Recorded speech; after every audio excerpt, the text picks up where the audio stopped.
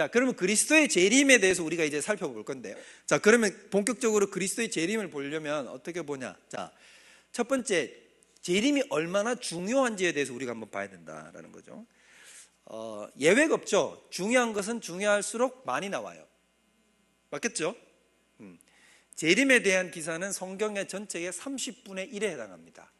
30분의 1. 그래서 제가 저기 파일을 표시를 해놨는데, 저렇다고 해서 저게 30분의 1보다는 크죠. 근데 목사님 저거 30분의 1 아닌데 이러지 말고, 자, 30개를 쪼개기가 너무 힘들어가지고 내가 요만큼 쪼갰어요. 30분의 1이에요. 근데 30분의 1이 적은 양이 아니에요. 굉장히 많은 양입니다. 성경 전체에서 30분의 1이 어디에 다 해당되냐면 재림과 관련된 구절이란 말이죠. 자, 그 다음에 이게 얼마나 많은 구절이냐면 초림보다도 재림이 8배가 더 많아요. 예수님이 이 땅에 오실 거다, 성육신 하실 것이다라는 이야기보다 예수님이 다시 오실 거라는 얘기가 몇 배가 더 많다고요? 8배가 더 많아요. 그만큼 재림은 엄청나게 중요해요. 그러면 성경은 아이러니하게도 어디에다가 더 초점을 실어놨냐면 초림보다도 어디에? 재림에다 힘을 실었다는 걸 알 수 있죠. 그럼 왜 그럴까요? 그렇죠. 중요한데 8배 중요하다. 너무 그렇게 생각하니까 너무 좀 그렇다, 그죠? 하여튼 중요해요. 근데 왜 중요할까? 중요하니까 중요한데 중요한 걸 중요하다고, 왜 중요하다고 물으시면 어찌 뭐라고 얘기해요. 왜 중요하냐면, 왜 초림보다 재림이 중요하냐면 재림은 운명이 결판 나버리는 거고, 결판 나버려요. 돌이킬 수 있어 없어요? 없어요. 진짜 말 그대로 좀 더 나아가자면 하나님은 이 얘기를 하는 거예요. 우리 저번 시간에 얘기했지만 예수님이 무슨 수를 써서라도 어디에는 가지 마라. 네 팔이 잘려도, 네 다리를 잘라도, 네 눈을 뽑아버려도 어디는 절대로 들어가지 말라고. 제발 지옥엔 들어가지 말라 그랬잖아요. 예수님의 당부가 같은 말이에요. 절대로 너희가 재림 때 허튼 짓 한 사람, 잘못된 길에 서 있는 사람, 왼쪽 편에 서는 사람이 되지 말라는 거예요. 그렇기 때문에 재림에 대한 경고와 하나님께서 중요도를 엄청나게 강하게 얘기하는 거죠. 생각해보면 당연한 게 창조의 팡 시작을 하셨잖아요. 하나님의 구속사를 팡 시작을 했는데 마무리는 이제 뭐냐면 모든 걸 종결짓는 끝 행위가 아니겠습니까? 그러면 이게 얼만큼 중요한지를 우리가 이제 눈에 보이겠죠. 이것이 결국 하나님의 사역을 이제 끝을 내는 거라면, 아까 얘기했던 저 식빵, 시간과 공간을 종결짓는 행위란 말이죠. 그러니까 저 때가 모든 것이 결판 나버릴 때란 말입니다. 그러니까 얼마나 어마무시하게 중요한 것인가. 이걸 우리가 오늘 이걸 새기고 돌아가야 돼요. 정말로는 우리가 배우는 건 오늘 단순하게 우리가 몇 개의 지식을 습득하기 위해서 지금 이 자리에 와 있는 게 아니에요. 그걸 습득해서 결국엔 어디까지 도달을 해야 되냐면 정말 이게 얼마나 중요한지를 깨달아 알아서 내 생활과 내 삶과 내 사고방식이 바뀌어져 있어야 됩니다. 이게 바뀌어져 있어야 돼요. 제가 생각할 때는 오늘날 많은 기독교인들이 정말로 약하게 갖고 있는 게 뭐냐면 종말에 대한 깊은 사상적 생각에 도달을 하지 못하기 때문에 내 삶이 달라지는 데까지 나아가지를 못해요. 여러분 생각해 보셨습니까? 여러분의 종말이, 여러분이 하나님 앞에 설 거라는 것이 지금의 여러분의 삶을 뭔가 달라지게 만들고 있습니까? 안 그러신 분이 많으실 텐데요. 이거 근데 굉장히 중요한 지점이에요. 그리스도인은 종말론적인 삶을 살아가요. 모든 시선이 어디에 꽂혀 있냐면 예수님 다시 오시면 꽂혀야 돼요. 그리고 이걸 심각하게 알고 심각하게 알아서 그에 대한 대비를 해야 돼요. 그에 대한 대비가 없잖아요. 그러면 우리는 뭐냐면 어떤 면에서는 명목적 그리스도인이야. 난 그리스도 믿는다고 하지만 자꾸 우리의 삶은 어디에 꽂혀 있냐면 저 끝이 아니라 이 눈앞에 꽂혀 있는 거죠. 이 잘못된 사고방식이에요. 잘못된 사고방식은 잘못된 행동을 낳을 수밖에 없는 거예요. 오늘 이게 뒤바뀌어야 된다고요. 이게 바뀌는 지점까지 들어가야 되는 거예요. 자, 재림은 그만큼 중요하다 얘기를 한 거고, 재림에 대해서 예수님이 친히 언급을 하셨습니다. 언급 뭐 이것만 하셨겠습니까? 제가 몇 가지 구절 가져왔지만 많이 나옵니다. 마태복음 24장 30절 한번 찾아볼까요? 자, 나오는 거 우리 하나씩 다 봅시다. 자, 읽어보겠습니다. 시작. 땅의 모든 족속들이 통곡하며 그들이 인자가 구름을 타고 능력과 큰 영광으로 오는 것을 보리라. 예수님이 친히 어떻게 했어요? 내가 이 땅에 임한다 라고 이야기를 했죠. 그 다음 바로 뒤에 25장 19절 읽어볼게요. 시작. 그들과 결산을 해요. 결산할 날이 와요. 이 무시무시한 말이에요. 여러분, 이게 얼마나 무시무시한 말인지 이걸 가슴에 절감을 해야 뭐가 일어나냐 하면 여러분이 오늘날 이 삶을, 오늘 하루의 삶을 허투루 살지 않습니다. 저도 개인적으로 이걸 깨닫고 삶이 달라지는 데까지는 많은 시간이 걸렸던 것 같아요. 근데 저는 생각할 때 이게 정말 제 삶을 가장 혁명적으로 바꾼 것 중에 하나예요. 내가 하나님 앞에 뭐 할 날이 온다? 결산할 날이 와요. 저는 이게 무서워요. 여러분은 무섭습니까? 제가 봤을 땐 별로 안 무서워하는 것 같아요. 물론 관념적으로는 무섭다. 그렇지, 상상을 해보면 아유, 그 앞에 섰는데 내가 어떡할꼬, 그죠? 근데 이게 우리가 지식적으로 디테일하고 깊이 있게 알지 못하기 때문에 그게 도대체 뭘 의미하는지를 우리가 몰라요. 이게 다 뭐와 연결되느냐 하면 종말 앞에는 결산 앞에는 뭐가 들어가냐 하면 사명 앞에는 뭐냐 하면 각자예요. 그 다음에 각자 앞에는 뭐냐 하면 최선을 다하는 거예요. 무슨 말인지 모르겠죠 지금, 그죠? 이걸 하나하나 디테일하게 풀이해서 설명해서 들어가려면 내게 시간이 부족하리로다. 근데 정말로 중요한 거예요. 오늘 제가 지금 종말만 이 뒷부분만 설명을 하지만 나중에 여러분들이 이걸 진짜 가슴 깊이 깨달아야 됩니다. 그래야 지금 오늘 삶이 허투루 돌아가지 않습니다. 정말로. 자, 그 다음 볼게요. 자, 여기 나왔지만 요한복음 14장 3절 이거 한번 찾아보세요. 이거 빌립과 그 제자들한테서 식사 자리에서 하신 말씀이잖아요. 자, 시작.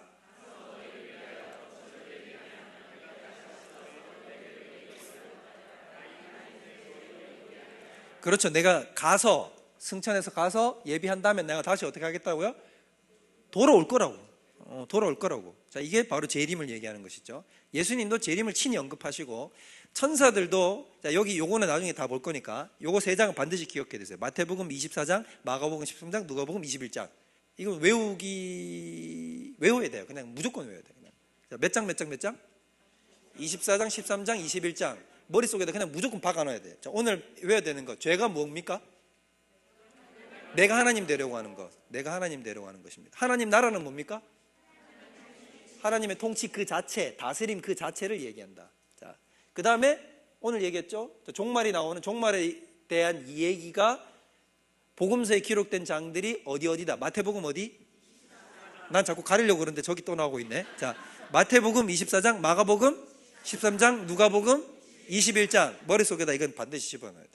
같은 내용인데 다른 버전으로 약간씩 틀리게 이 세 장이 되어 있는데, 저는 추천드리는 거는 마태복음 24장을 보면 종결판이다 라고 생각하시면 된다. 그래서 마태복음 24장 이렇게 외우면 됩니다. 종말은 뭐 하는 겁니까? 우리가 이 땅에서 천국으로 이사 가는 거죠. 24장. 그렇죠. 이런 뭔가 실망하는 듯한 하면서도 여러분 이렇게 외워져요. 집에 가면 24장인지 23장인지 헷갈려요. 근데 이사 가는 날에 대해서 설명한다. 그러니까 몇 장? 24장. 자, 그래서 13장도 외우는 방법이 있고 21장 외우는 방법입니다. 각자로. 네, 갑시다. 자, 그 다음에 천사들이 주지시켰어요. 천사들이 이거 기억나실 거예요. 사도행전 1장 11절 찾아보세요. 딱 보면 여러분들이 이 내용 이렇게 하실 거예요. 읽어보겠습니다. 시작.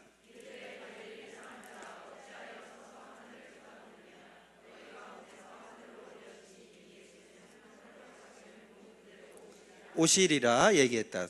가심을 본 그대로 오시리라. 이 굉장히 중요한 구절이에요. 오늘 나중에 또 계속 보게 될 텐데, 사도들의 증언은 이런 쪽이 있습니다. 이것만 찾아보겠습니다. 히브리서 9장 28절 읽어보겠습니다. 시작.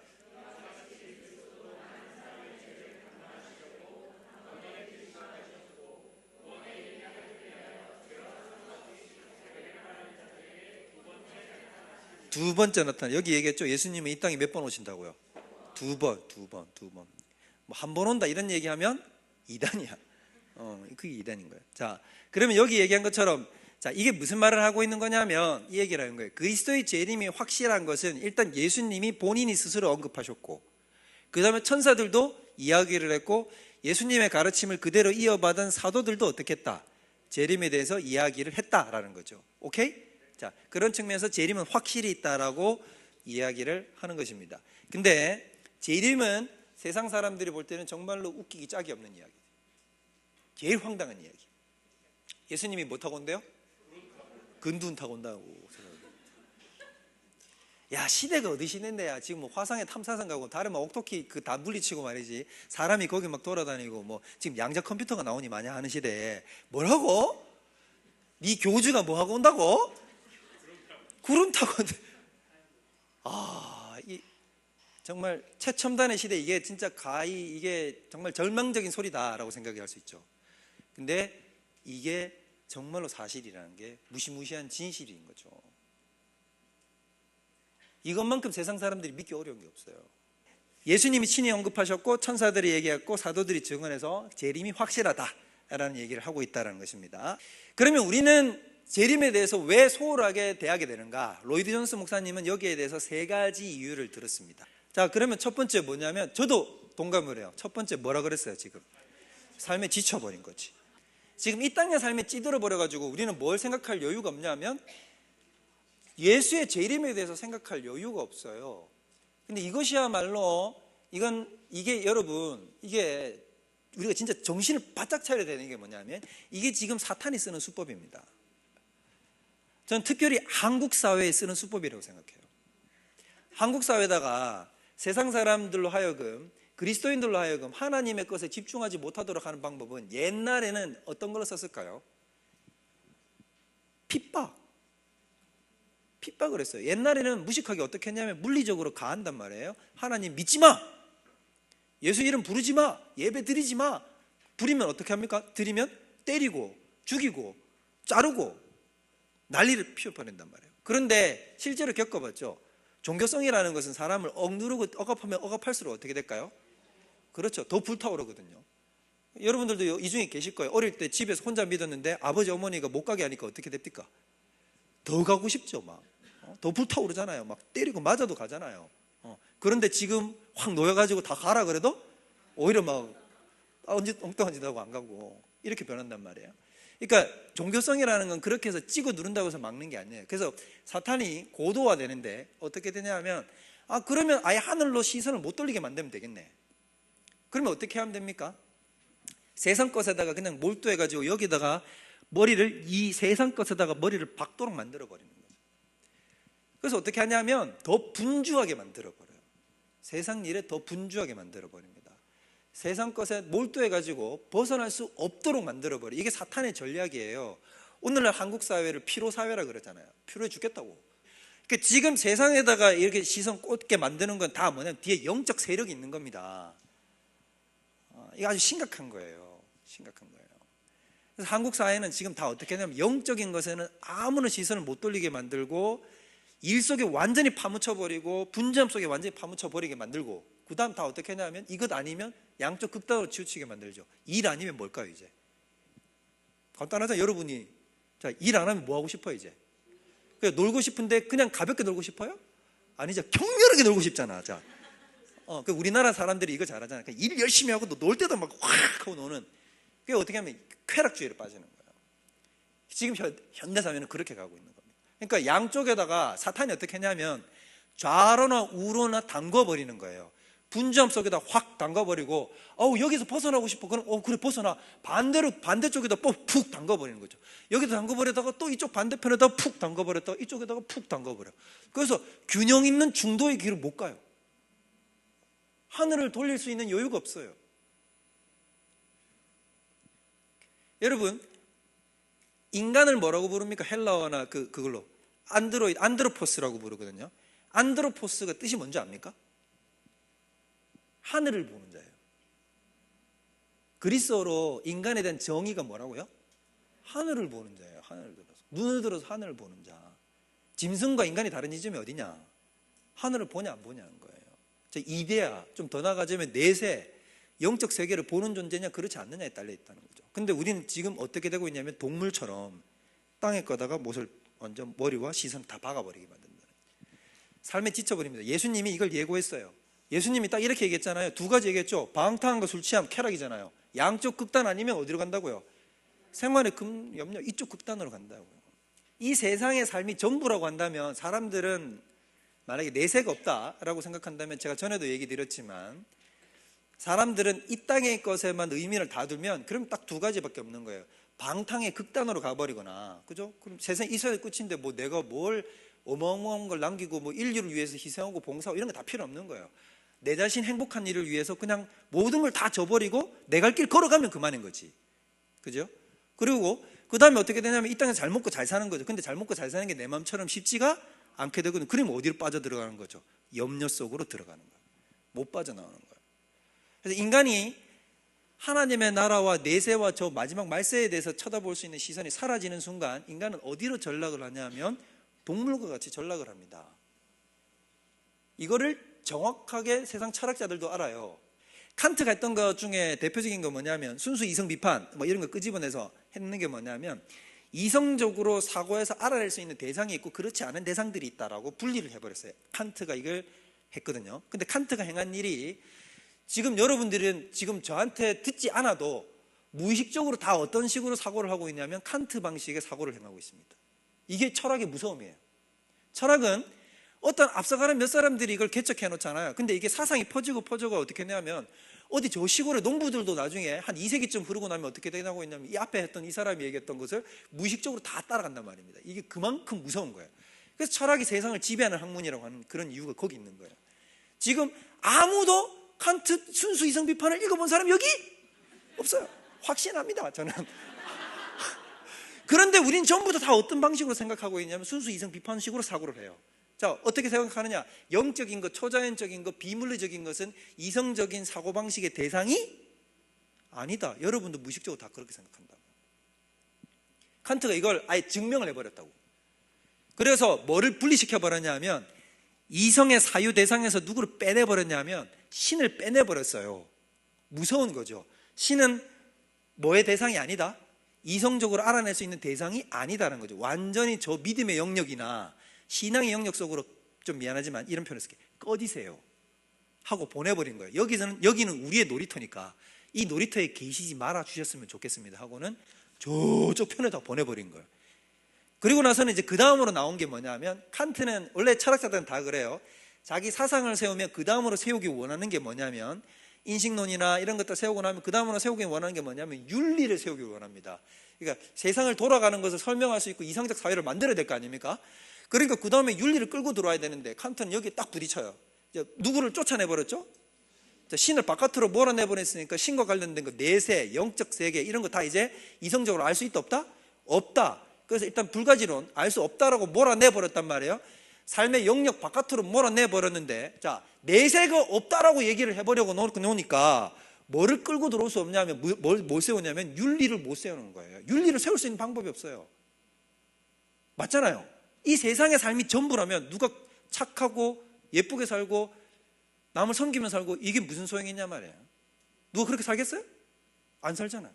윤리를 끌고 들어올 수 없는 거예요. 이게 칸트의 고민이었어요. 칸트가 나중에는 실천 이성 비판이나 이런 쪽으로 윤리로 쪽으로 끌고 들어오면 뭐라고 얘기를 하냐면 이 얘기를 합니다. 신을 몰아냈지만 신은 필요하다. 왜 필요하다? 그렇죠. 윤리 체계를 안 세우면 만약에 이렇게 얘기하는 거야. 최후의 심판이 필요하다는 거예요. 있는지 없는지 난 모르겠다. 이성 바깥의 영역이니까. 그렇지만 최소한 필요하다. 그게 있어야 세상 사람들이 어떻게 잡아 돌아간다. 윤리적 행동을 하면서 인간의 윤리를 세워서 돌아갈 수 있다는 거죠. 이해되십니까? 그러니까 세상 철학자도 뭐라고 생각하냐면 내세를 인정하지 않으면 뭐가 없어진다? 도덕과 선과 악이라는 개념 자체가 다 붕괴돼 버린다는 겁니다. 내 하고 싶은 대로 사는 게 곧 그게 자기 중심적 주도권을 사는 게 그거예요. 근데 오늘날 사회가 지금 그런 사회가 돼가고 있잖아요. 그래서 뭐라고 되냐면 딱 이렇게 가는 거예요. 술 취한가 방탕으로 가든가 생활의 염려 속에 매여가지고 좀 더 나아가 보면 사람은 자기가 자기 주인 노릇하면서 살고 싶다고 얘기하죠. 여러분 광고 문구나 세상에서 지금 다 얘기하는 거 기업들의 문구나 이런 철학적 사고방식이 다 돌아가는 것, 드라마에서 얘기하는 것, 오늘날 한국 사회를 지배하는 모든 내용들이 다 어떤 거예요? 그래서 네가 주인되라는 거예요. 근데 그렇게 살고 싶어 하지만 인간을 잘 보세요. 인간이 자기가 자기의 주인의 노릇을 하면서 살 수 있을까요? 냉정하게 생각해 보세요. 냉정하게. 만약에 여러분이 여러분 스스로 이런 사람이 있다고 칩시다. 100% 이기적인 인간이 하나 있다고 상정을 해보자고요. 이 사람은 어떻게 한 사람이냐면 모든 일을 자기에게 유익되는 일만 한다고 생각합시다. 유익되지 않으면 안 한다고 생각하는 거예요. 그런 100% 이기적인 인간이 있다고 생각해봐요. 이 사람 술 마실까 안 마실까? 술 취하겠어 안 취하겠어? 안 취하겠죠. 이 사람 게으를까 안 게으를까? 안 게으르겠죠. 맞죠? 게으른 게 자기에게 유익될 게 뭐가 있어요? 맞죠? 게으르지도 않고 공부 열심히 할까 안 할까? 그렇죠. 열심히 하고 자기는 어떤 유혹에 휩쓸릴까 안 휩쓸릴까? 방탕하고 유혹에 휩쓸리면 자기한테 결국 손해잖아요. 맞죠? 자, 근데 여러분 잘 생각해봐요. 인간이 쾌락에 쩔어지지 않고 내가 주어진 의무들을 똑바로 딱 해가지고 온전한 행복을 추구하고 그렇게 자기의 삶의 패턴이 무너지지 않고 이렇게 살 수 있는 사람이 있어 없어? 아무도 없어요.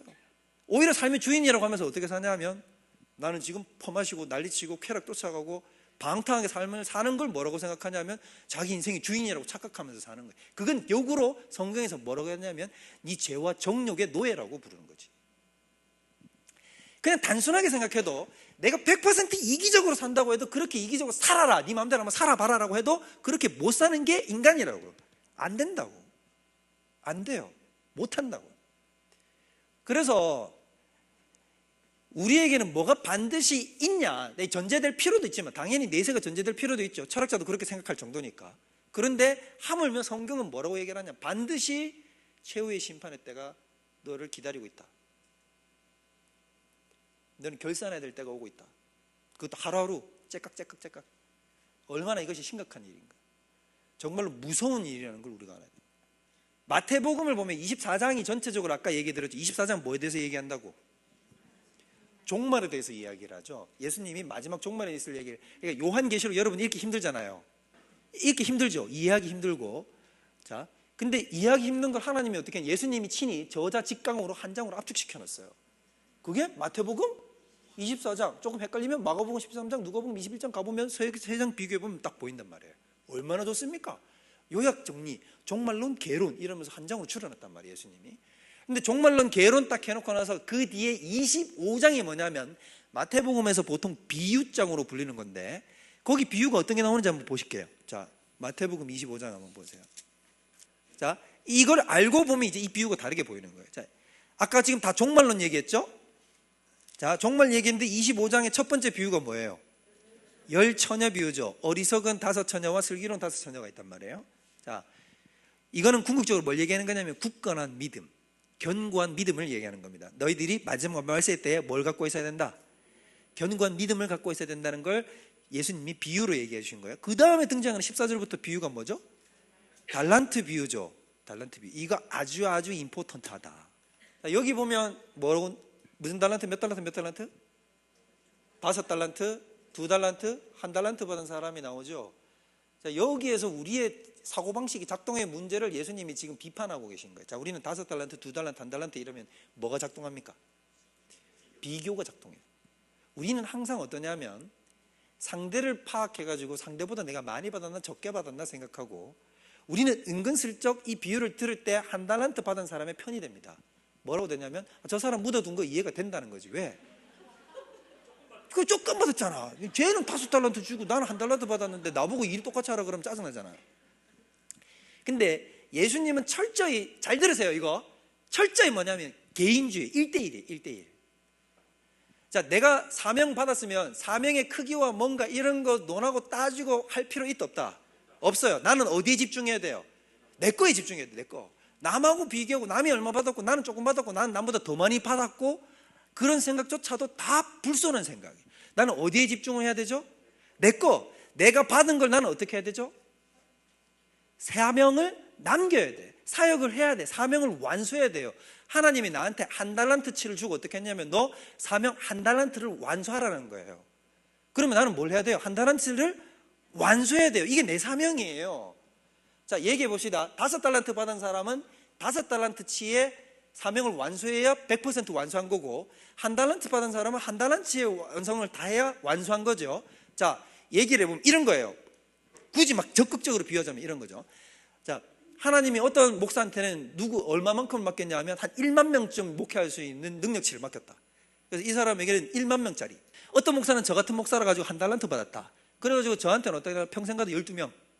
만약에 나에게 1만 명짜리 달란트를 줬는데 내가 열심히 피땀을, 내가 막 이렇게 나는 열심히 한다고 하는데 내가 어떻게 했냐면 한 5천 명쯤 하다가 내가 완수해가지고 죽었단 말이에요. 그럼 절반을 한 거죠. 자, 나는 12명짜리 달란트를 받았는데 내가 어떻게 했냐면 그냥 나는 열심히 해가지고 12명짜리 달란트를 완수하고 하나님 앞에 갔어요. 그러면 상대적 비교 숫자로 따지면 이쪽 5,000명, 나 12잖아요. 그러면 누가 더 커요? 5,000명이 더 크잖아요. 근데 하나님은 어떻게 본다고요? 그렇죠. 한 달란트 완수한 이 사람을 100% 완수했기 때문에 퍼센티지를 본단 말이야. 완수 다 했으면 너는 착하고 충성된 종이라고. 이 종은 뭐라고 그럴까요? 이 게으르고 악한 종이에요. 근데 세상에서는 뭐라고 생각할까? 이 5,000명짜리 종은 스바라시, 대단하다고 막 그러고 뭐 어디 막 한번 압수하자고 이럴 거야 라고. 근데 12명짜리 종은 뭐라고 생각할까요? 어디 저 시골교회 이름도 없는 목사님 나한테 뭐 자꾸 들이대지 마라,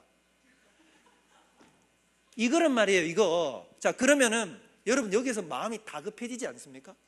저는 굉장히 다급해지던데요. 하나님이 지금 나한테 분명히 용량이 얼마짜리 사명을 주셨을 거 아니에요. 그럼 나 어떻게 해야 돼? 하나님 앞에 설기 전까지 완수하고 서야지. 남하고 지금 비교하고 자시고 할 게 뭐가 있어요? 그 사람이 100을 받았든 1000을 받았든 그건 그 사람 사정이고, 지금 나는 내가 받은 걸 어떻게 해야 돼요? 완수하고 하나님 앞에 서야 될 거 아닙니까? 그러면 지금 이렇게 허투루 살 수 있냐고. 무서운 짓 아닙니까? 이건 무서운 거. 이건 무서운 거란 말이에요. 더 나아가서 얘기해 볼까요? 하나님이 사람을 보는 방식이 있어요. 이건 예외가 없어요. 이건 100% 그대로 응답돼요. 하나님이 사람 보는 방식 궁금하지 않습니까? 여러분, 훌륭한 CEO면 사람 보는 눈이 있어서 잘 고르겠죠. 맞잖아요. 이 인물 보는 눈이 탁월할수록 좋은 이 리더가 아니겠습니까? 그러면 리더 중에 리더, 고용주 중에 고용주, 최고의 주인 중에 주는 하나님 아니십니까? 그럼 하나님이 도대체 어떤 일꾼을 뽑고 어떤 사람을 뽑는가 기준 궁금하지요? 하나님은 어떻게 뽑는지 압니까? 여러분 생각할 때 하나님은 어떻게 뽑는 것 같아요? 여러분, 이걸 여러분의 직장과 삶에다 그대로 적용해 보세요. 이런 게 하나님의 경영학이지. 자, 하나님은 어떻게 할까? 내 말 잘 듣는가? 약간 비슷해. 잘했어. 근데 하나님이 어떻게 하냐면 이렇게 봅니다. 하나님은 작은 걸 시켜봐요. 그 사람한테 하찮아 보이는 걸 시켜봅니다. 하찮은 걸 시켜보면 여러분 예외 없이 그 사람의 본질의 속성이 드러납니다. 아무것도 아닌 것처럼 보이는 걸 시켜보잖아요. 그러면 딱 뭐라고 하냐면 뭐고 이거 교만한 인간이지. 교만이 그대로 드러나. 그래서 어떻게 하냐면 대강 얼렁뚱땅해. 자, 근데 어떤 사람은 큰 걸 맡겨보잖아요. 그러면 그런 사람들은 큰 걸 맡기면 어떡할까요? 벌벌벌벌 떨어. 근데 이게 뭐냐면 예수님이 하는 말이 딱인 거예요. 작은 일에 충성된 자가 큰 것에도 충성되는 거예요. 만약에 작은 일을 게을리하고 한 영혼을 우습게 보는 사람, 네가 출석하든 말든 나는 신경 끄고 있는데, 이런 사람한테 1000명, 10,000명을 맡겨주면 될까 안 될까요? 최악이지. 그런 사람한테 1000명, 10,000명을 맡겨주는 건 그야말로 도살장에 끌려가는 도살자에게 어린 양들 맡기는 거예요. 하나님은 예외 없어요. 하나님은 예외 없다고요. 작은 거 시켜봐요. 하찮은 거 시켜보거든요. 그럼 그 하찮은 걸 어떻게 하면 될까요? 그럴 때일수록 여러분들이 정신을 차리고 바짝 차리고 뭐라고 생각했냐면, 내 지금 하찮은 게 내 안에 왔는데 다른 사람들도 하찮게 여기고 심지어 내가 보기에도 어떠냐면 아무것도 아닌 것처럼 여겨지는 게 있어요. 그럼 그걸 어떻게 해야 될까? 하나님이 불꽃 같은 눈동자로 보는 줄 알고 최선을 다하라고. 그게 사명을 이루는 거라고요. 여러분은 지금 이게 마음속에 어떻게 와닿는지 모르겠어요. 여기 전업주부님들 계시죠? 계시잖아요. 집에서 밥하는 거 사명입니까? 사명 아니라고 생각하잖아, 솔직하게. 아니라고 생각하면서 또 지금 집에 청소하고 빨래하는 거 사명이라고 생각합니까? 근데 생각해 보라고요. 나 어떤 다른 여자들은 뭐 어떻게 하냐면 내 동료 친구들은 어디 나가서 막 커리 우문을 살면서 삐까뻔쩍이 사는데 나는 전업주부로 뒤치다꺼리 난다. 상대적 비교는 소용도 없다고요. 그거는 하나님이 만약에 나의 아이들과 내 남편을 영적으로 육적으로 서포팅해서 바른 사람으로 세우는 걸 내 사명으로 줬다. 그러면 나는 어떻게만 하면 돼요? 여기 집중하는데, 근데 그것도 쉬운 일이 아니에요. 밥 잘하는 건 전문가적인 식견을 요구합니다. 거기에 열심을 다해보라고요. 반찬 하나 만드는 거, 물 한 컵 떠는 거, 내 남편이 어떻게 하고 있고 생각을 뭘 하고 있는 거 돌이켜보고 그를 올바른 하나님의 사람으로 세워나가는 거, 그게 간단한 일로 보이십니까? 그걸 우습게 여기면 하나님이 뭐라고 생각하냐면 딱 속에 있는 그 교만을 들여다보고 아는 거야. 니는 네 가족 하나에게도 그렇게 생각하잖아. 내가 네한테 1억 명을 맡겨도 넌 똑바로 못해. 정확해요, 여러분. 정확해요. 여러분 회사에서 있지요. 조그만 일 맡겨보세요. 만약에 그 신입사원이나 여러분이 신뢰하는 사람이 그걸 대강대강 얼렁뚱땅하게 눈으로 딱 보이거든. 사람은 고용주는 그게 보여요. 왜냐하면 나는 오너의 마음으로 하고 그 사람은 종의 마음으로 하거든. 근데 그럼 딱 보면 보이잖아요. 눈에 바로 보인단 말이에요. 이걸로 얼렁뚱땅한다. 예외 없어요. 이 사람은 뭘 시켜도 못해. 제가 얘기해, 제껴버리세요. 제껴버리든지 아니면 그걸 할 때까지 반복적으로 훈련시키든지. 그래서 하나님이 광야부터 굴리는 겁니다. 다윗을 처음부터 왕으로 안 세우고 말 안 듣고 자기한테 소위 말해서 정말로 괴롭히는 이상한 400명을 붙여놓는 거지. 속만 썩이는.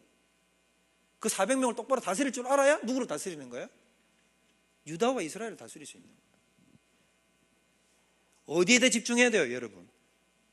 내 사명, 내 사명. 이게 어디까지 통하냐면 잘 보세요. 우리 알죠? 아침 9시 왔다가 12시 왔다가 3시 왔다가 5시 온 사람 있죠? 기억나죠? 자, 전부 다 이 사람들의 공통적 자격이 다 뭔지 압니까? 공통적 특성이? 자, 9시 온 사람, 말 마지막에 5시 온 사람들까지 공통적 특징이 뭐예요? 일자리 없는 사람이에요. 자, 일자리 없는 사람한테 뭐라고 그랬냐면 내가 오늘 하루치 풍속. 여러분 원래 아침 6시부터 일해도 하루치 풍속이에요. 6시부터 6시까지 일하면 하루치 풍속이에요. 10만 원. 근데 9시부터 왔는데 내가 니한테 얼마 주겠다? 10만 원 주겠다. 갔는데 12시 있는 거예요. 12시 일한 사람한테 너 얼마 주겠다? 10만 원 주겠다. 3시 갔는데 얼마 있다? 또 10만 원 주겠다. 마치기 1시간 전 5시 온 사람한테 뭐라고 그러냐면 얼마 주겠다? 10만 원 줬어요. 자, 딱 해가지고 하고는 이 사람한테 10만 원 딱 주니까 이 사람 뭐라고 생각해? 내가 지금 3시간, 2시간, 심지어 이 사람은 6시간 더 넘게 일했잖아. 그러면 뭐라고 생각하는 거야? 상대적 비교가 작동하는 거지. 상대적 비교가 작동해가지고 뭐라고 그러냐면 10만 원 주고 10만 똑같이 주니까 앞에 있던 이 세 사람은 뭐라고 생각하냐면 우리가 저 사람보다 일을 얼마나 더 했는데 때 앞에서 어떻게 똑같이 주냐라고 얘기를 하죠. 여러분은 생각하면 이거 당연한 것 아닌가? 저희 아내가 그러더라고요. 여보 이거 당연한 거 아니냐고. 이거 억울하다고. 근데 왜 그런지 아세요, 여러분? 이미 틀려먹은 거예요, 생각이. 처음부터 내가 뭐예요? 나 원래부터 뭐 받은 사람이죠? 은혜 받은 사람이야. 나는 10만 원 받은 사람이 아니고. 그렇죠. 네, 잘 들으시라고.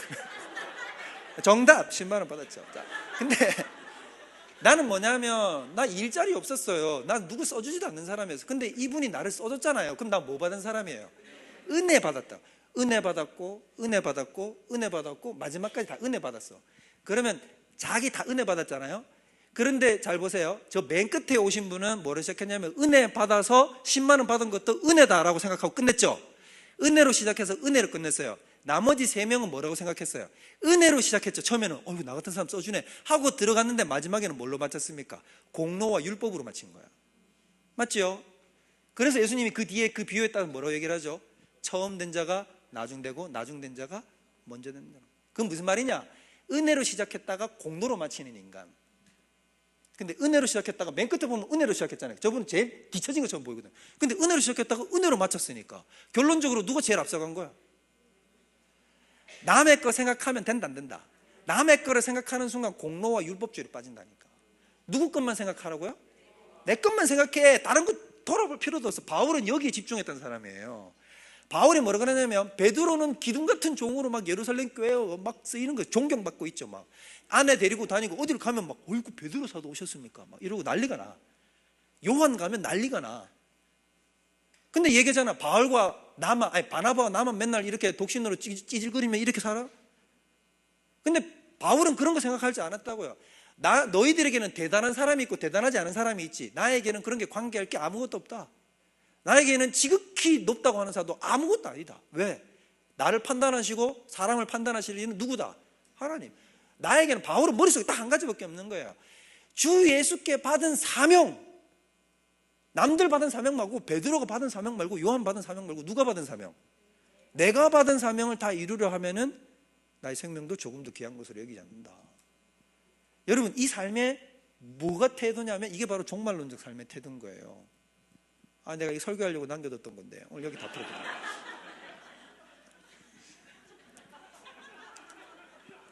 다음에 할 때 여러분 생각하세요. 아, 우리 목사님 한 번 더 하는구나 이라고 생각하시면 돼요. 근데 여러분 진짜 이게 가슴 떨리는 지점이라고요. 그래서 어떡하냐면 저는 이렇게 해요. 저 목사잖아요. 제가 돌이켜서 생각해 보면 저는 정말 회개해야 될 게 많았어요.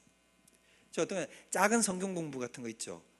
그런 거 인도할 때 저는 어떻게 생각했냐면 솔직히 저 그냥 공부하지 않고 가도 인도할 수 있을까 없을까? 확신이 없으시네. 제가 조금 과장 못해서 어떠냐면 성경 66권 있잖아요. 어디를 펴서 설교해보라. 할 수 있어요. 어디를 펴서 즉시 신명기가 펴지든 요다가 펴지든 뭐 어디가 펴지든 상관없어. 어떤 구절이 나와도 하라면 할 수 있어요. 별로 어렵지도 않아. 하라면 할 수 있죠. 요다가 요나 바람풍에도 바람풍으로 들어. 내 실수하니까 그렇게 좋네. 그러니까 뭘 해도 할 수 있다고. 근데 이런 식으로 하면 열매가 나타날까 안 나타날까? 안 나타납니다. 절대로 안 나타납니다. 그리고 이런 식으로 하는 것을 하나님은 선하게 여기지도 않아요. 근데 저는 뭐라고 생각했냐면 그렇게 하면 된다고 생각했어요. 여기 목자아버님들 계시죠? GBS 인도하는 거 솔직히 여러분들 별 생각 없잖아요. 크게 생각 안 하죠? 목원들 데려놓고 GBS 인도하는 거 목숨 걸고 합니까? 솔직히 그렇게 하시는 분들도 계시겠지만 목숨 걸고 하냐고요. 정말로 두렵고 떨린 마음으로 하나님이 지금 작은 거 시킨 거라고 한번 해봐라고. 근데 그걸 작게 여기잖아요. 그 순간 뭔가냐 하나님은 속으로 딱 생각하는 거야. 불쌍히 여겨요. 지금은 얘가 뭘 몰라서. 근데 이제 배웠잖아요. 근데 작은 거를 우습게 여기잖아요. 그럼 하나님이 어떻게 생각할까요? 성수민 이거 틀렸네. 이거 정신 안 차리고 무서운 줄 모르고 내가 니한테 뭘 시켜놨는데. 지금 전 제가 제일 감격적일 때가 언제인 줄 아십니까? 제가 제일 감격할 때가 언제냐면 나 같은 자가 이 강단 앞에 설 수 있다는 거예요. 강단에서 주의 말씀을 전한다는 사실이에요. 전 진짜 여러분한테 과장 하나 1도 안 보태고 저는 무슨 생각이 드냐면 나 같은 놈이 어떻게 여기 설 수 있는가. 과연 하나님이 나 같은 자를 들어서 가지고 사람이 죽고 사는 하나님의 생명을 다루는 그 위대한 계시를 내 입술에도 넣어가지고 사람들한테 전파하게 시켰다고요. 놀랍지 않습니까? 이걸 놓고 감격하지 않을 수 있는 사람이 있나요? 저는 자기가 어떤 존재인 줄 알고 하나님의 계시가 어떤 건지 알면 까무러칠 일이지. 천국 가면 여러분이 맡았던 사명이 얼마나 어마무시한 걸 그때 가서 깨달아요. 그때 가서 깨달으면 내가 얼마나 추악한 죄인인가. 이걸 이렇게 가치 없게 여긴 거예요. 내 성도들을 위해서, 내 목원들을 위해서, 내 세런들, 내 사람들을 위해서 기도 한 자락 하는 것, 우린 그 귀찮다고 얘기잖아요. 담임 목사님 얘기하셨죠? 그게 뭐라고요? 특권이라고. 그게 얼마나 큰 특권인지 아느냐 너 지금 도대체. 이거예요 여러분. 그래서 뭐 해야 되냐면 다른 거 집중하지 마세요. 다른 거 집중하지 어디 집중해야 돼요? 내 사명이 있어요. 지금 내 몫이 있다고요. 내 몫을 언제 다 이루고 죽어야 될 거 아닙니까? 전 제 소원이 뭐냐면 예수님 같이 죽는 거예요. 예수님 뭐라고 얘기하고 죽었어요? 다 이루었다. 저는 제발 그 말을 하고 죽고 싶어. 지금도 제가 매일같이 기도하는 거예요. 하나님, 제가 제발 후회하지 않고 이 땅에 내 사명 다 이루고 죽게 해주십시오. 제가 하루도 안 빼놓고 하는 기도예요. 그거. 여러분, 이게 종말론적인 삶의 태도예요. 여러분, 우리 이렇게 살아야 되겠죠? 네, 정말로. 근데 얼마나 수많은 그리스도인들이 이 땅에 있는 삶을 허투루 낭비하고 사는지 몰라요. 이게 뭔지 아세요? 제가 요즘 제일 많이 묵상하는 것, 제일 많이 깨닫는 것 중에 하나가 뭐냐면 게으름이야말로 최악의 죄악이다. 사명에 게으른 자의 태도야말로 최악이야. 최악. 악 중에 최악이야. 그래서 예수님이 뭐라 그래요? 이 게으르고 악한 종아. 그럼 우리는 이렇게 생각하거든. 게으름과 악함은 별개인데 두 개를 지적했다고 생각하잖아요. 그게 아니라 게으른 게 악이고 악이 게으른 거예요. 게으른 거야. 어디 누워있을 시간이 있어요? 일어나야지. 벌떡 일어나야지. 벌떡. 그죠?